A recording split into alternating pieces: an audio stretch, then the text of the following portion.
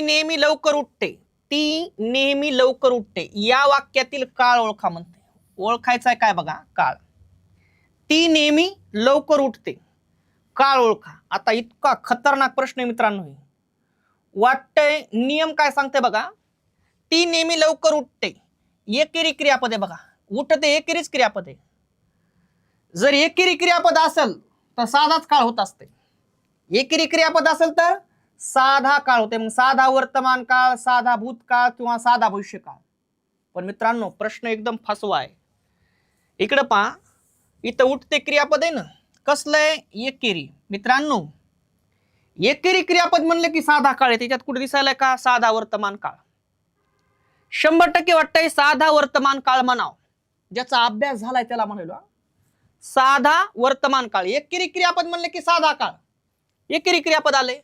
पण मित्रांनो जर ऑब्झर्वेशन केलं असेल, ती नेहमी लवकर उठते, या नेहमी शब्दामुळे सगळा घोळ होऊन बसला आणि रीती वर्तमान काळ होऊन बसला. मग वर्तमान काळात कर्त्याची एखादी सवय असन ते दाखवण्यासाठी रीती वर्तमान काळाचा वापर करतात. पण एकेरी क्रियापद नसते. पण एकेरी क्रियापद काय म्हणजे इकडे बघा, एकेरी क्रियापद बरोबर साधा काळ. मग कोणता असन, पहिलंच ऑप्शन दिलंय. पण मित्रांनो तसं नाही.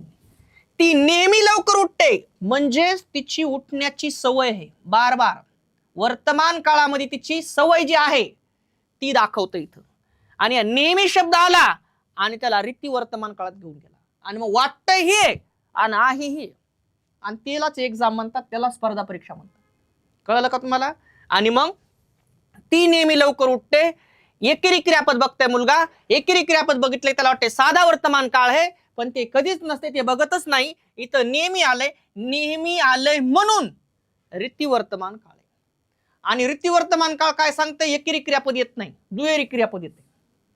कळलं का तुम्हाला? तो अभ्यास करत असतो, मग दुहेरी क्रियापद करत असतो, दुहेरी क्रियापद येते. पण दुहेरी हे का नाही, आहे एकेरी क्रियापद. जे पोरांना अभ्यास केला एकेरी क्रियापद बरोबर साधा काळ, पण आलंय मित्रांनो एकेरीच क्रियापद आणि काळ आहे रीती वर्तमान काळ. आणि याचंच नाव आहे स्पर्धा परीक्षा.